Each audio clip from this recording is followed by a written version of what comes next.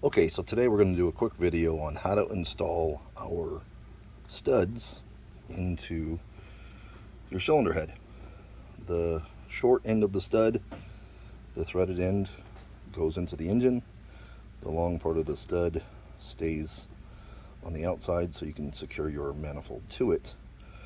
These studs are designed to stay in the block once they're put in, so you put them in with a couple of threads by hand just to get it started, and then you will use a stud tool to actually install it the rest of the way.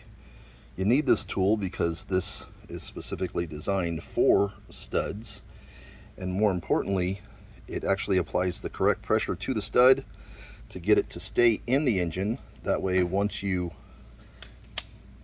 take the nut and bolt off, or excuse me, the nut and washer off here, it doesn't take the stud out with it. So it's not supposed to screw all the way in there easily.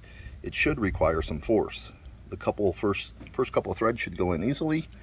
Then you take your tool and basically just tighten it until it seats, which you can tell there's not a lot of resistance on this tool, but it does require the tool because I have a good torque spec here. And then you just tighten it until it runs out of threads. As you can see, it is there. And the tool itself and the resistance will tell you when it's tight. And then it comes right off. And now this will not ever again come out unless you decide to take it out with that same exact tool. So that's the proper way to install the studs in our cylinder heads. And if you got any questions, just give us a call back. Thanks for watching.